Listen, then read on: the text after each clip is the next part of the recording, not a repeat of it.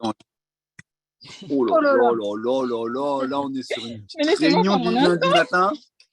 Bam! Alors les chiffres, les KPI. Attends, ça me dit. Pardon. Alors, bienvenue dans ce nouvel épisode de Je peux pas, je vis ma vie. Aujourd'hui, je vais vous présenter une petite famille rencontrée en voyage, en camping-car. Et ils vont vous montrer que dans la vie, même si on a un boulot, même si on a une maison, même si on a une petite fille, quand on a un rêve, tout est possible. Donc, je vous laisse vous présenter.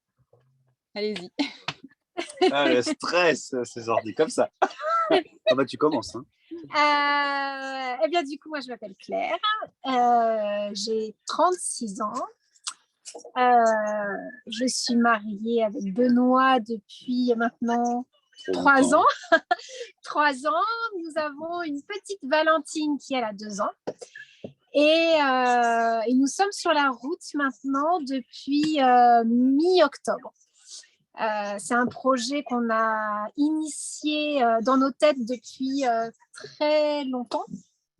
C'est ça? Ouais, c'est ça. Ça fait quelques années qu'on y réfléchit. Benoît, on t'entend plus, c'est bizarre. Pardon?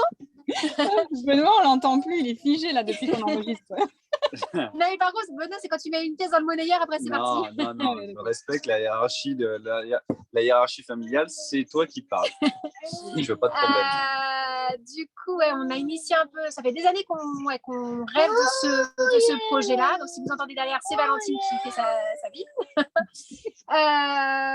Et du coup, c'est vrai que le Covid, et en plus de ça, ma grossesse qui est tombée pendant le Covid, a fait accélérer quand même pas mal les choses.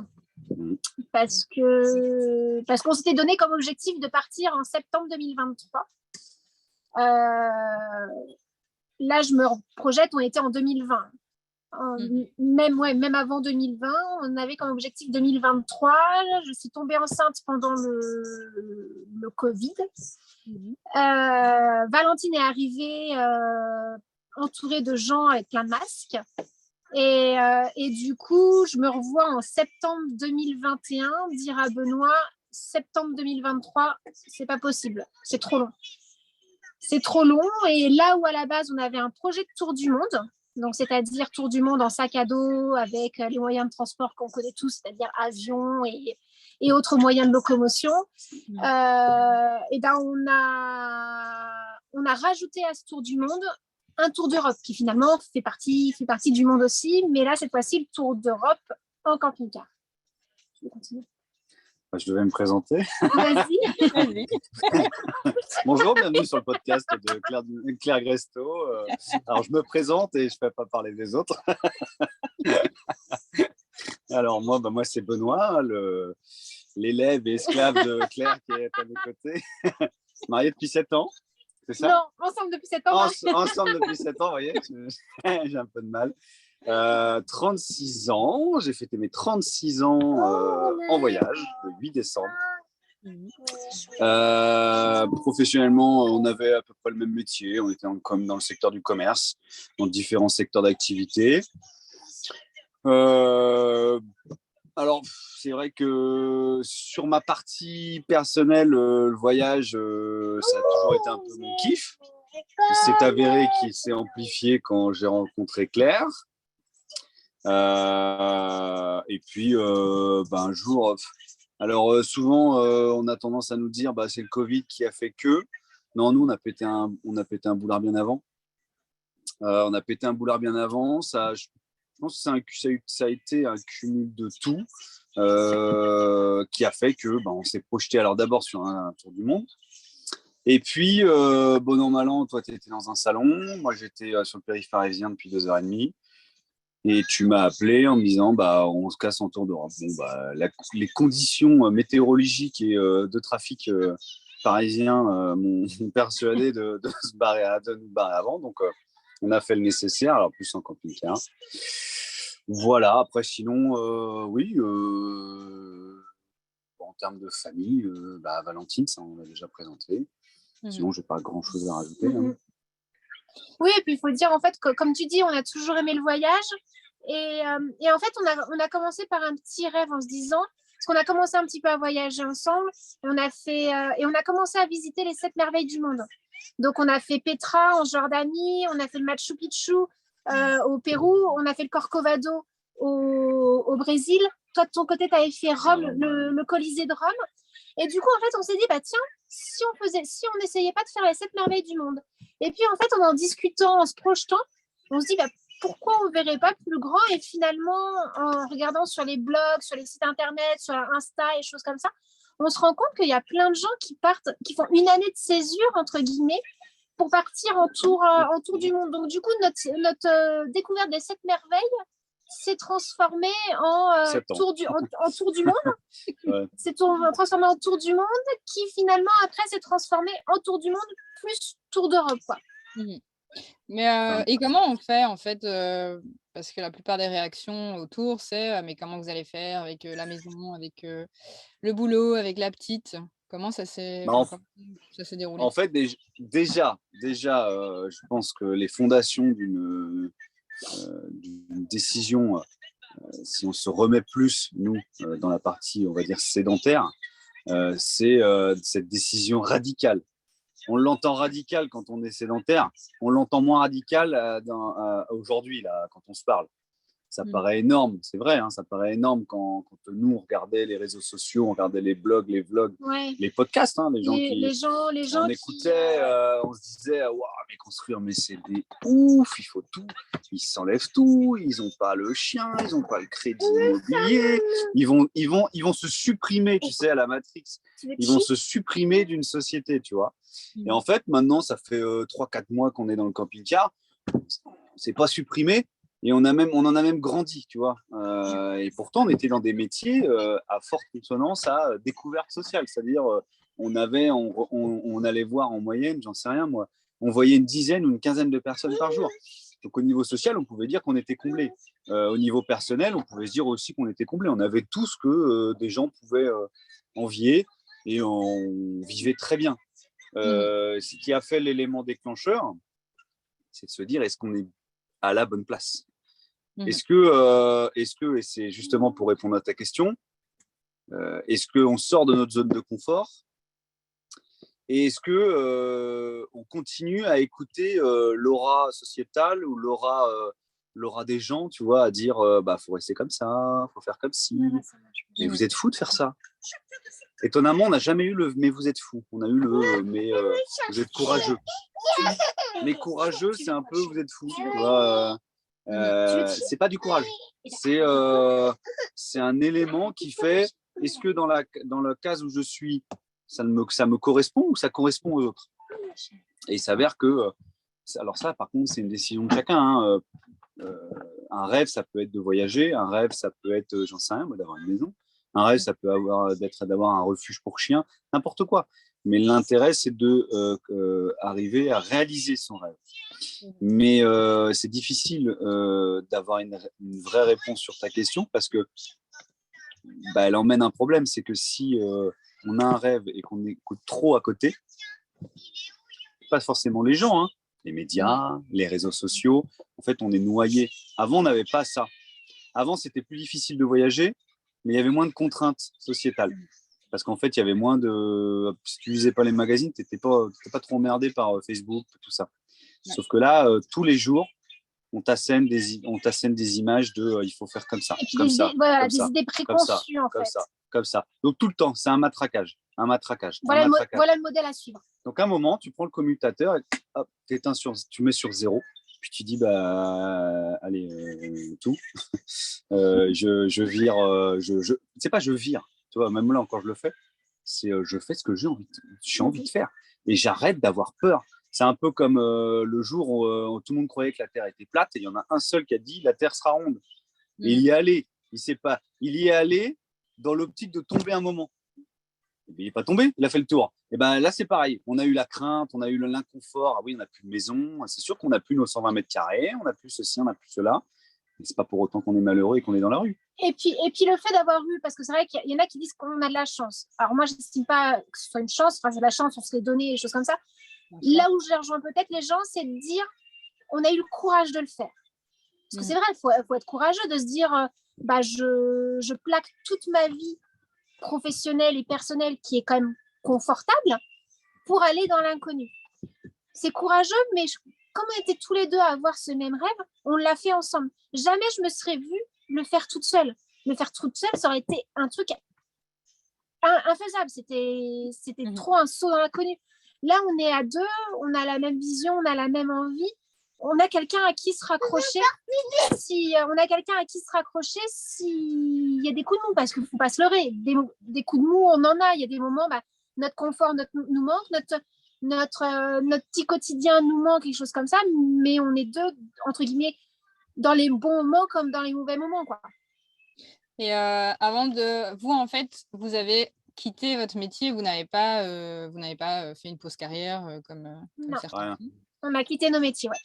Et est-ce que vous étiez épanoui dans vos métiers ou est-ce que vous sentiez que vous étiez arrivé au bout et que vous aviez besoin d'autre chose?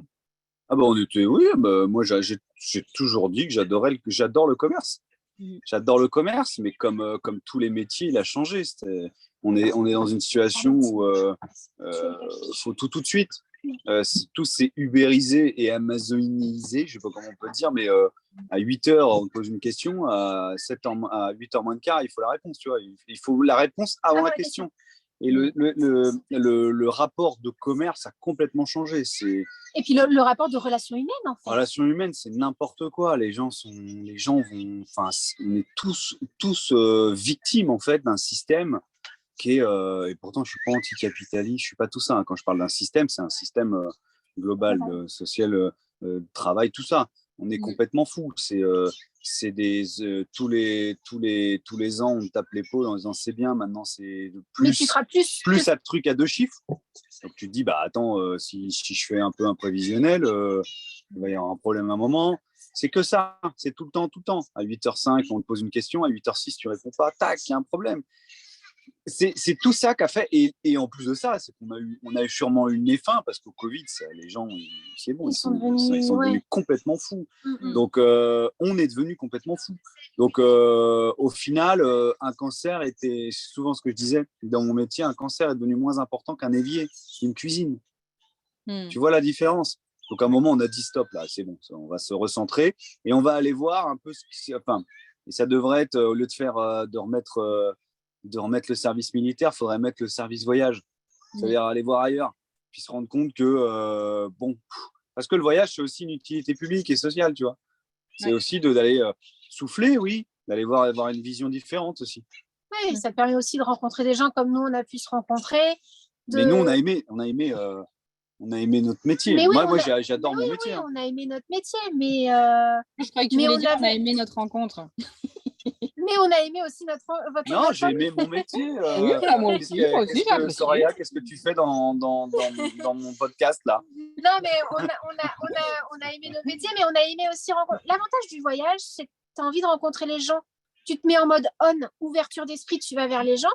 Et puis, il y a des moments où tu as un mood un peu moins bien et choses comme ça. Bah, tu me mets en mode off, tu te mets dans ton coin, mais c'est pas que tu dois.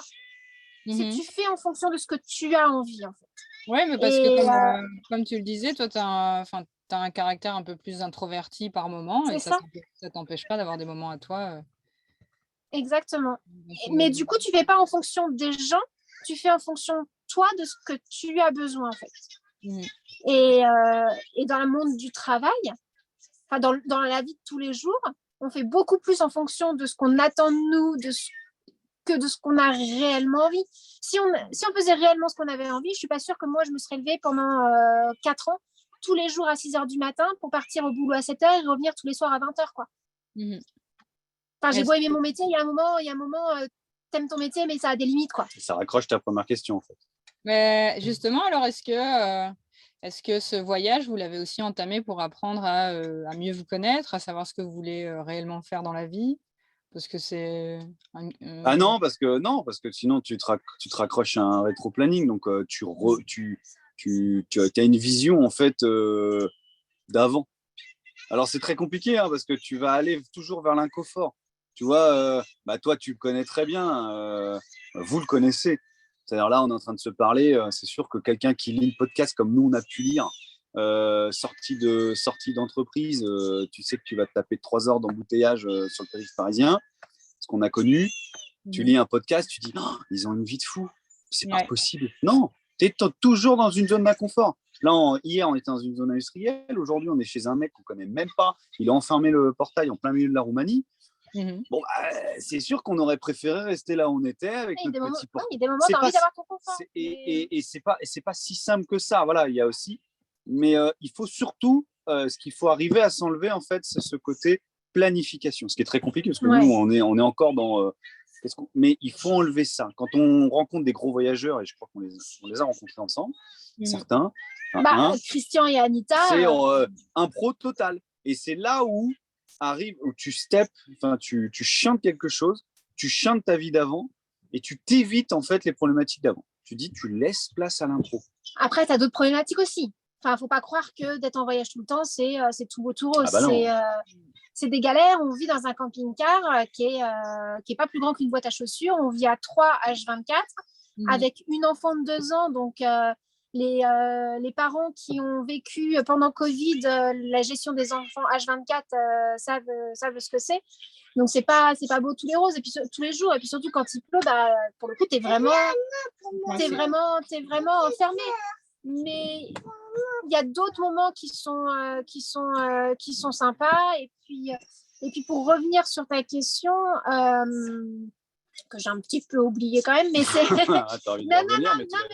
c'est-à-dire on l'a planifié. Alors on est parti en voyage, mais nous, contrairement à certaines personnes qui partent en voyage, en fait, soit ils se mettent en pause boulot pendant 1 an, ils mettent leur maison en location pendant 1 an et au bout d'1 an, ils reviennent et ils reprennent leur vie d'avant. Donc, c'est en gros, tu pars en septembre, de septembre à décembre, tu commences à décrocher psychologiquement de ton ancienne vie. Et puis, à partir de juin, tu commences à raccrocher les wagons pour reprendre ton ancienne vie. Donc, nous, on a fait le choix de tout quitter parce que le but extrême, c'est de se dire, on ne veut pas revenir dans la vie d'avant. On ne sait pas trop ce qu'on veut faire, mais on ne veut pas revenir dans la vie d'avant. On aimerait bien continuer à voyager, mais continuer à voyager en faisant des investissements à droite ou à gauche. Et en fait, on se donne cette année, parce que du coup, il y a 8 mois de tour d'Europe et 1 an de tour du monde. Donc, on se donne ces 2 petites années pour découvrir des lieux qui peuvent nous plaire et qui nous attirent pour nous projeter dans notre vie future, que ce soit la vie perso, mais dans la vie professionnelle. Voilà, on a vraiment le radar qui est ouvert tous azimuts. Et puis, on se dit, s'il y a des bonnes opportunités, on ne va pas s'empêcher de les faire si on a envie de les faire. Mais revenir à la vie d'avant, moi, personnellement, je prendrais ça comme un échec. Le périph' me manque, moi. Hein. Ça, c'est indéniable. Mais ça, j'allais dire, cette phrase, tu me l'avais dite, que tu n'envisageais pas de reprendre la vie d'avant parce que tu voyais ça comme un échec. Ouais. Et pourquoi ? Parce que en fait, dans mon esprit, on est parti pour découvrir des endroits, découvrir des gens et trouver notre futur projet. En fait, moi, c'est ça, en fait. Benoît, il dit qu'on n'a plus de temporalité, on arrête de tout planifier. On arrête de tout planifier, oui et non, quoi. Mais à long terme, ce voyage-là, au-delà de découvrir, de faire une pause dans notre vie professionnelle et choses comme ça, le but, c'est de trouver un lieu. Alors, on parle peut-être d'un pays d'Europe, mais comme ça peut être l'Argentine, le Costa Rica, enfin, on ne sait pas, en fait. Et c'est de trouver un lieu ou des lieux où on aimerait bien se projeter plus tard. Et c'est ça, en fait. Et de revenir et de reprendre le même train-train qu'on avait avant, moi, c'est pas mon objectif, en fait. Ça serait renoncer à mon rêve, en fait. Et jusqu'à maintenant, on a rêvé de voyager, on a tout mis en œuvre pour le faire, on y est arrivé et on est en train de le faire. Mon step supérieur de mon rêve, si je devais échelonner les différents rêves, c'était quitter mon boulot et profiter de ma famille. Ça, c'est le premier rêve. Deuxième rêve, c'est pouvoir voyager. Troisième rêve, et voilà. Donc, en fait, on a toujours des objectifs. Et je ne sais plus avec qui je parlais, qui disait, ouais, mais tu as réalisé ton rêve.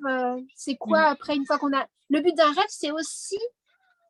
Ça reste un rêve pour toujours te tirer vers le haut, en fait. Et du coup, j'ai réalisé un premier rêve. Et d'autres rêves vont en découler, en fait.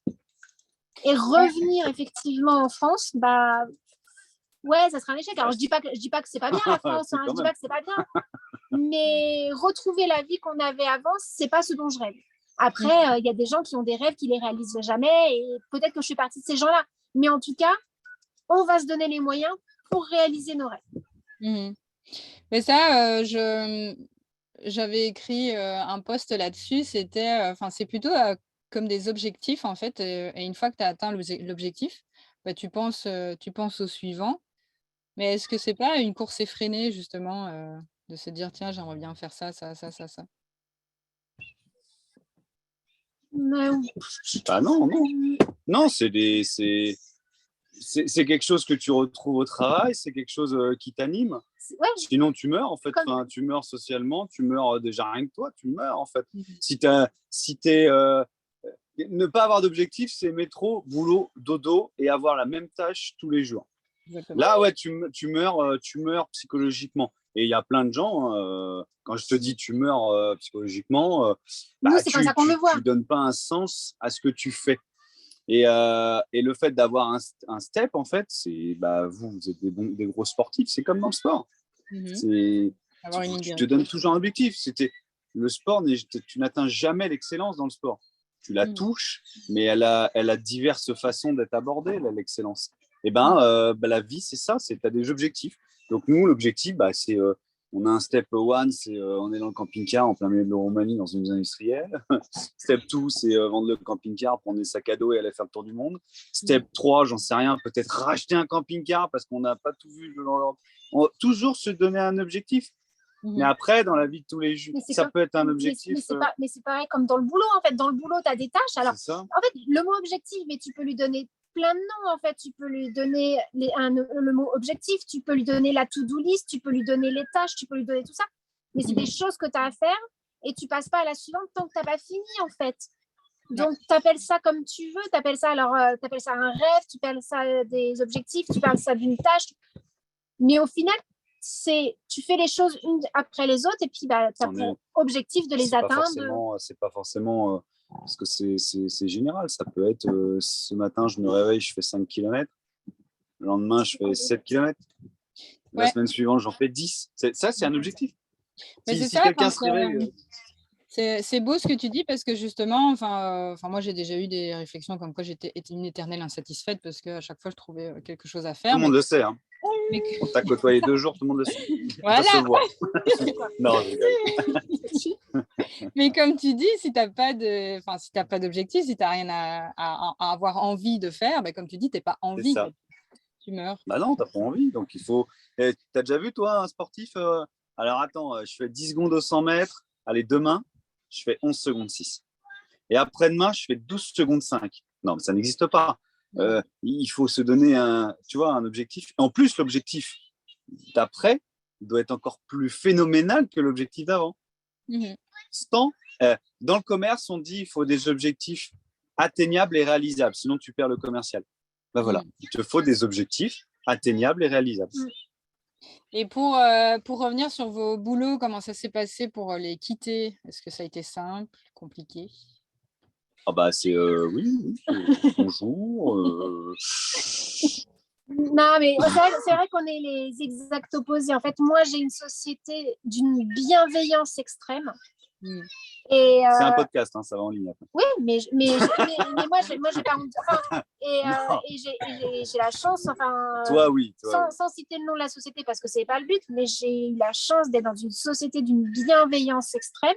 Ah oui, tiens. Oui. Et quand je leur ai exposé mon projet, c'est waouh, génial. Oui, on est triste parce que tu vas nous quitter, et voilà. Mais tu as raison, vas-y, fais-le, on va t'accompagner. Si besoin, on va t'accompagner d'un point de vue légal, on va t'accompagner. Mais ils m'ont pas mis bâton dans les roues. Au contraire, ils étaient d'une bienveillance extrême. Et c'est vrai que toi, c'était un petit peu plus différent. Non, mais moi, je bénéficie en fait d'un alignement de planète qui a fait que je dis pas que c'est tombé tout cru, mais c'est presque ça. Non, mais c'est vrai que quand il y a un moment, il faut savoir reconnaître les signes. Même si je suis hyper cartésienne, il faut savoir reconnaître les signes. Et à une semaine près, tout était super bien aligné. On est tombé dans le bon alignement. Alignement de planète. Ouais. Enfin, quand je dis une semaine, peut-être pas, mais 1 ou 2 mois après, on pouvait louper le coche te concernant. Et tout s'est aligné au bon moment. Donc, le destin. Ça te conforte encore plus dans ton choix en te disant Et non, désolé pour les rageux, on ne touche pas le chômage. Non. Désolé. On ne vit pas sur le chômage. Mon compte est à 320 € depuis que je suis parti. Voilà, je suis désolé. Non, c'est vrai que... Justement, j'allais aborder ce sujet-là parce que j'ai eu ce genre de réflexion du genre j'adorerais faire ce que tu fais, mais moi, j'ai pas d'argent de côté. Comment est-ce que vous répondrez à ce genre? Il y en a... en règle générale, parce que c'est une discussion qu'on a souvent entre voyageurs, on va dire. On a l'impression qu'on est une secte. Il y a un peu de tout. C'est-à-dire, il y a des gens, ils vont tout vendre pour payer leur voyage. Il y en a, ils vont épargner. C'est notre cas, on épargne. Ça fait 3-4 ans qu'on épargne, en fait. Et il y en a d'autres qui font même des prêts. On a découvert des gens qui faisaient... qui empruntent de l'argent pour partir. Donc, au final, l'argent, c'est l'outil nécessaire. Mais c'est pas l'indispensable. C'est-à-dire, il y a des gens, ils partent. On a aidé des Français là qui partaient en autostop, sac à dos.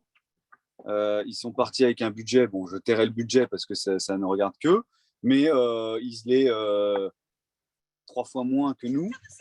Et au final, ça n'a pas été un problème parce qu'ils ne s'en ont servi que d'un dixième. C'est-à-dire qu'ils vont revenir avec de l'argent. Ils sont partis en stop. Et par le voyage, ils se sont rendus compte que les gens étaient d'une générosité extrême. On les a eu au téléphone hier. Ils vont faire une fête traditionnelle en Bulgarie. Ils mettent des masques pour faire peur, je sais plus. Et ils sont hébergés pendant 4 jours. Ils sont hébergés pendant 4 jours gratuitement. Ils nous ont envoyé une vidéo où ils leur donnent à manger, un peu comme des clébards, mais ils leur donnent à manger. C'est la famille. Donc en fait, si tu veux vraiment, je pense que en fait c'est qu'une excuse. Il n'y a pas de temps. C'est qu'une excuse parmi tant d'autres. Ouais, mais comment tu fais pour les enfants? Ouais, comment tu fais pour la maison? Ouais, comment tu fais pour l'argent? Tu fais rien en fait. Fais rien. Reste où tu es, il n'y a pas de souci. Comme ça, tu n'auras pas de problème. Surtout que la retraite, là, elle vient de s'allonger. Donc, tu auras tout l'occasion de te trouver des excuses. Les excuses, si tu veux en trouver, on en trouve. Il n'y a pas de problème. On peut faire un podcast complet d'excuses. Maintenant, c'est sûr. C'est trouver des solutions. C'est comme tu dis, des challenges. C'est chaud. L'argent. Nous, on a eu la chance d'avoir des salaires qui nous ont permis de mettre de côté. On n'aurait pas eu ce moyen-là. C'est pas grave. On sait différemment. C'est pas un souci. On pouvait vendre tout ce qu'on avait. On l'aurait eu l'argent. Et puis même si tu n'as rien, c'est pas un problème. Tu vas chez Decathlon, tu achètes un Fort Class, ça te coûte 100 €. C'est encore un problème. Tu vas sur Vinted, tu as le même à 30 €. C'est que des excuses.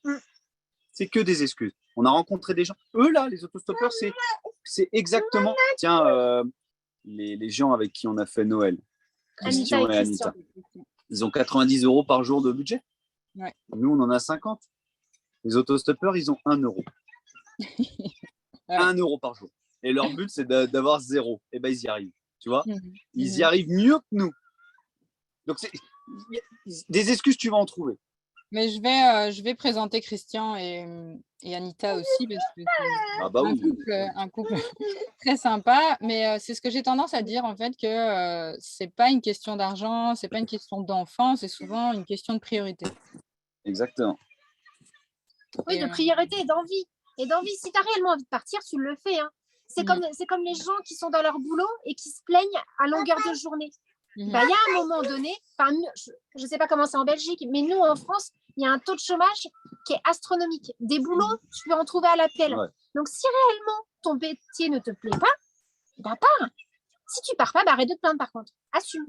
C'est bien, c'est bien, c'est en lien avec ce que je fais. Ça peut être un challenge. Tu parles de challenge. C'est peut-être pas voyager, c'est juste changer de métier. C'est un beau challenge, ça. Non, c'est sûr, mais comme tu dis, tu parlais de zone de confort tout à l'heure et il y en a qui préfèrent rester dans cette zone de confort qu'on voit plutôt comme inconfortable parce que c'est quelque chose qu'ils connaissent. Oui, non, mais l'inconnu fait peur. C'est commun, c'est le dénominateur commun à tout le monde. Mais le voyage enlève ça. Parce que le voyage, tu t'aperçois, en fait, tu rencontres des gens qui ont 10 fois moins que toi, 20 fois moins que toi. Même des fois, ils n'ont rien. Et là, tu reviens et tu te dis, mais en fait, me plaignais pourquoi? Je me plaignais pourquoi? J'ai rencontré quelqu'un par le sport en Bulgarie. Il m'a dit, ma femme a accouché, ça nous a coûté 1 000 euros. Je ne sais pas, vous en Belgique, en France, c'est 0. Ouais, en plus, on t'amène le repas, tout. Si tu veux une chambre individuelle, on te la donne. Tu vois les choses différemment. Le prisme est complètement différent. Et le voyage apporte ça. Donc, l'inconfort au début devient en fait quelque chose qui te fait grandir. Oui, et puis de toute façon, il y aura toujours quelque chose d'inconfortable. Tu ne peux pas avoir une vie merveilleuse à 1000%. Tu auras toujours à un moment donné un petit caillou dans la chaussure, des choses comme ça.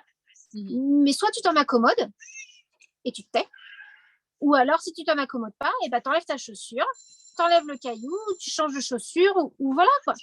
Elle est belle cette image de chaussure. Je l'ai écouté dans un film où c'était l'histoire du mariage. Elle est très... Le mari, j'ai le caillou dans la chaussure. J'aime beaucoup ces tournures philosophiques. Ouais, j'ai failli mettre Astérix et Obélix quand tu as parlé. Si je devais résumer ma vie, c'est d'abord des rencontres. Oui, mais c'est ça qui est génial aussi, de sortir de sa zone de confort, parce que est-ce que si vous étiez resté chez vous, est-ce que vous vous imaginez passer Noël avec des inconnus? Nous, on ne s'était jamais vus. Est-ce que vous auriez fait ça dans votre région si vous n'étiez pas en camping? Non, parce que si on était resté en France, bah, on aurait fait Noël, la tradition, on aurait fait Noël dans le dans 24 chez mes parents, le 25 chez les tiens, alors c'est très bien, il n'y a pas de souci. Hein. Mais tu tournes en rond, quoi. C'est un éternel recommencement. T'es un poisson dans un bocal, quoi. Mais attention, ça plaît. Hein. Le fait de dire ça, on veut vexer personne. Hein. Oui, on Chacun sa pas. vie. Hein. Pareil. Il y a des gens, c'est leur objectif de vie. Et ben, si c'est le leur, c'est parfait. Nous, on n'a aucun souci avec ça. Nous, c'était pas le nôtre. Non, et puis on sait que c'était un Noël, c'est pas tous les Noëls de toute notre vie. On sait que ce Noël-là, on ne l'a pas fait avec nos familles. Le Noël prochain, on ne le fera pas parce qu'on sera, alors je sais pas si on sera en Argentine ou en Nouvelle-Zélande, mais on sera en tour du monde. Mais après, il y a d'autres Noëls. Il n'y a pas que 2 Noëls dans notre vie. Alors c'est sûr, effectivement, on a, comme dans toute famille, on a des grands-parents, des arrière-grands-parents. Mais ça encore, pareil, tout à l'heure, tu parlais d'excuses. Il y a là, j'ai pas assez d'argent, j'ai la famille. Bah oui, mais si tu dis, bah oui, mais ma grand-mère, elle est en fin de vie. Elle risque de partir pendant qu'on n'est pas là. On va attendre qu'elle parte. Oui, bah ok, t'attends qu'elle parte. Et puis après, une fois qu'elle est partie, ce sera un autre grand-parent. Enfin, tu trouves toujours des milliards d'excuses. Donc des Noëls et des Nouvel An, il y en aura d'autres. Et justement, le fait de le faire avec des inconnus, je pense que ça va sonner sûrement aux gens qui nous écoutent en ce moment. Des fois, soit tu tombes sur le sénile ou le répétitif qui te répète toujours la même chose tous les ans. Là, je parle plus des Nouvel An. Soit tu fais des Nouvel An avec des gens que tu n'as pas envie, en fait. Enfin, on va pas se mentir. Parce que dans le groupe d'amis, il y a des gens que tu n'as pas forcément envie de voir, mais c'est le groupe d'amis, donc voilà. Semblant, c'est cool. Le voyage, il t'apporte le fait de dire j'ai pas envie, en fait. J'ai pas envie, j'ai envie de le faire tout seul, ou Noël, Nouvel An, nous, on s'est couché à 21h30. À 21h30, on était au lit, mais... C'est tout, c'est comme ça. Mais voilà, non, mais parce que et Noël, on l'a fait avec des inconnus. On l'a fait avec des Belges. On a découvert la Belgique grâce à vous. 99, on pensait que c'était que dans les films, mais non, ça existe vraiment. Cet accent bizarre. Nous, on a les nôtres aussi en France. Mais voilà, et c'est ça qui fait, en revenant sur la planification de l'avenir, aujourd'hui on a du mal à se dire t'ouvres ta porte, tu vois la même chose, quoi. C'est juste pas possible, parce que tout est un film, en fait. Tu vois, par exemple, on a traversé, on a traversé la Roumanie, là, ça a changé un petit peu, tu vois. Valentine a rencontré des nouveaux chiens sauvages. On a vu des gens vendre des choses différentes. Tout est complètement différent. Donc, mais on se voit pas aujourd'hui. Et un Noël différent. On a fait un Noël différent. On a fait un Nouvel An différent. L'année prochaine, on fera sûrement pareil. Et puis, tu as des surprises de la vie. Enfin, la surprise d'hier, on va au nord de la Bulgarie. On devait aller faire une randonnée. Improbable. Donc, on arrive au lieu de randonnée pour faire la randonnée le lendemain. C'était compliqué pour se garer et la météo n'était pas terrible. On se dit, on ne va pas faire la randonnée, on retourne au village qui est à 20 km, enfin au village, à la ville la plus proche qui est à 20 km. Qui est là une des plus grandes villes de Qui est Bulgarie. une des plus grandes villes de Bulgarie. On s'arrête sur le premier supermarché pour avoir... Kaufland, pour ceux qui vont en Bulgarie, Kaufland, le whisky est gratuit. Bon, on s'arrête on y va pour avoir du wifi, pour voir où on va dormir et choses comme ça. On arrive sur le... Non, mais je crois qu'on aurait voulu faire, on ne l'aurait pas fait. On arrive sur le parking du Kaufland. On voit 2 camping-cars. Ouais. Et il y a un camping-car, on dit... Et là, on regarde. On voit une boucle d'oreille dépassée. On voit une boucle d'oreille. Une boucle d'oreille, c'est soit George Michael, soit le gars qu'on avait croisé. Et il s'avère que c'était les gens qu'on avait croisés en Croatie, au lac de Plivice. Ouais, improbable. Puis on s'est croisés, en fait. Eux allaient en Grèce. Eux, ils descendaient et nous, on remontait. Mais alors, c'était pas prévu. Enfin, et les hasards de la vie, et des hasards comme ça, dans la vie de tous les jours, je suis pas sûre que t'en aies autant, quoi. Et du coup, mais ça nous a refait notre journée. On a discuté avec eux pendant une demi-heure sur le parking. Après, on s'est séparés chacun de notre côté. Mais du coup, c'était la surprise du jour. C'est l'anecdote, c'est les bons souvenirs du truc. Les hasards comme à Noël, voilà. Donc, des hasards comme ça, ça t'amène des Noëls. Et Noël, en fait, avec des inconnus, ça apporte ça. C'est chacun raconte sa vie. On discutait avec les autostoppeurs. Lui aussi fait des stories. Enfin, il enregistre les gens. Et en fait, ce qui lui plaît dans l'inconnu, c'est qu'entre inconnus, on se livre beaucoup plus qu'avec des propres. Parce que je ne sais pas si c'est le truc de se dire, de toute façon, on ne les reverra plus, ou peut-être un regard différent de l'étranger, tu vois.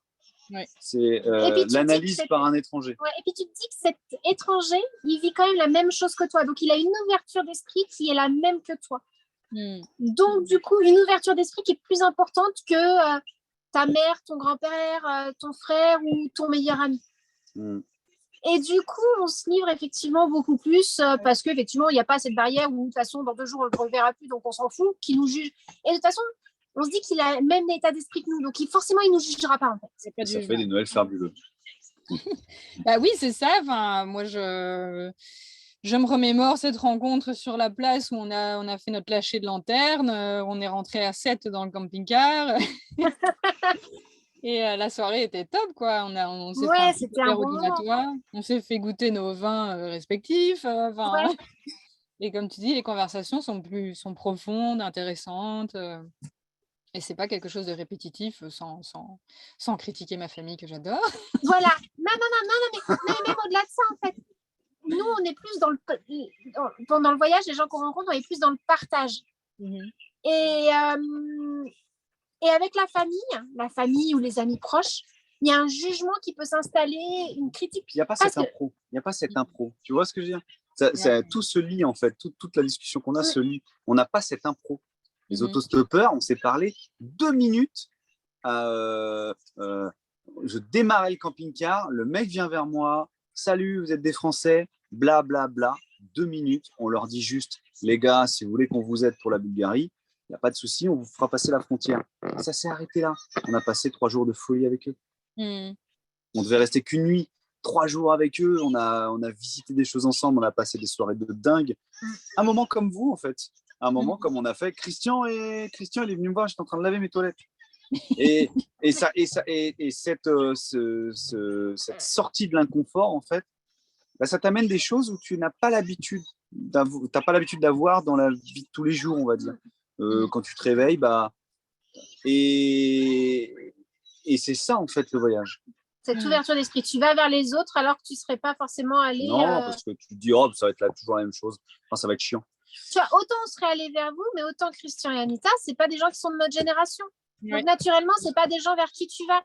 Pareil, les 2 jeunes, c'est des jeunes qui ont 21 ans. Ce n'est pas des jeunes vers qui... Déjà, la vie de tous les jours fait qu'on ne les aurait pas rencontrés. Non. Mais en plus de ça, il y a une différence au niveau d'âge. Donc, du coup, tu n'es pas dans le... En fait, ton état d'esprit, tu te dis, ils ne vont pas être dans le même trip que moi, je ne vais pas aller vers eux.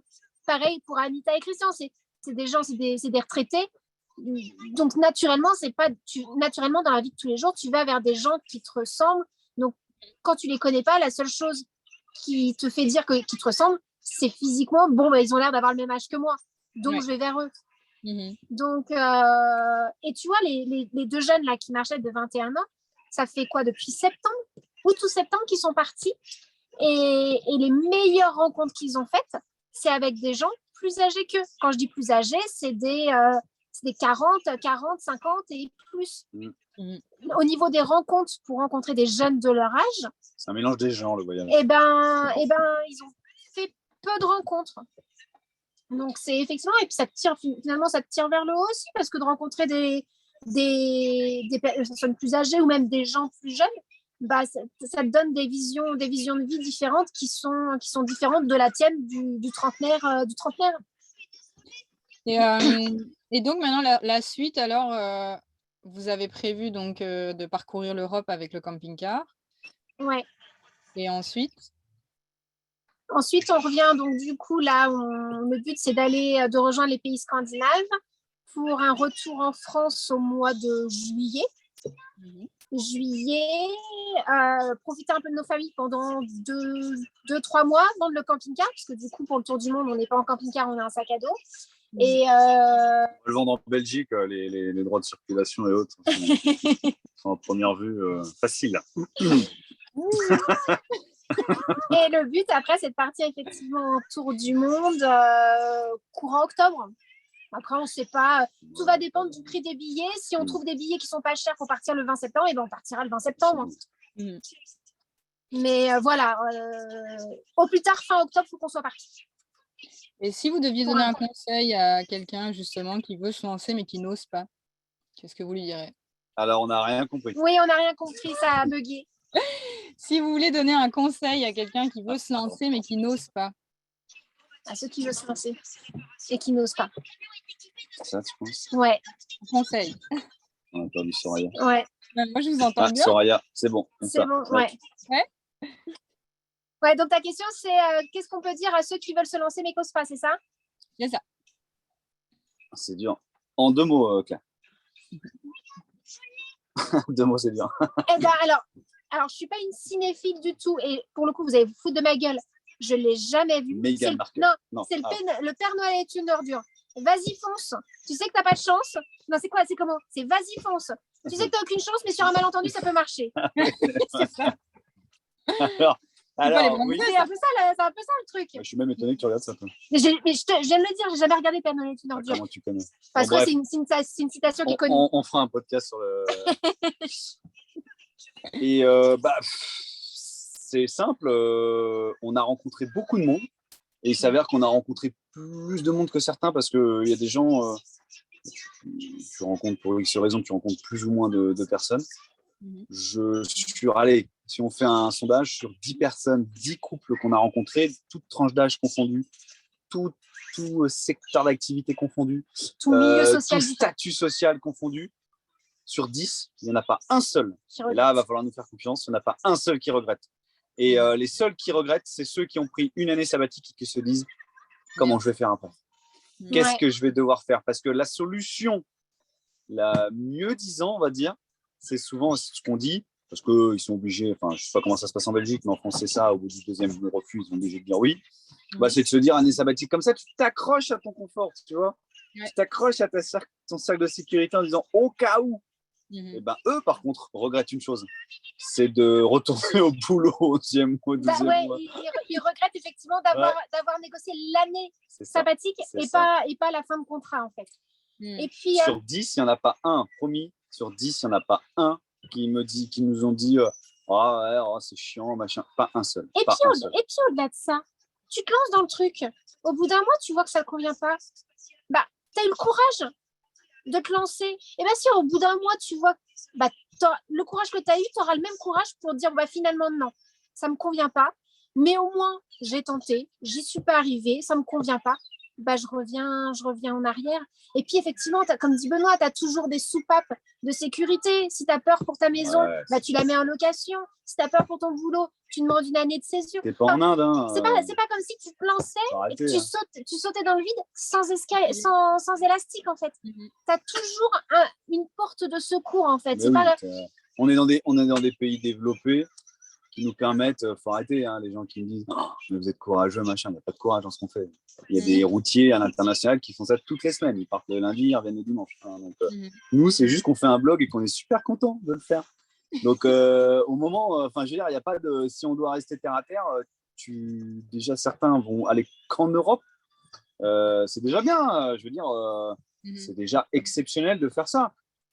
Mais ça va, si ton problème, c'est l'insécurité financière, bon, 35, 40 ans, tu as le temps de te refaire.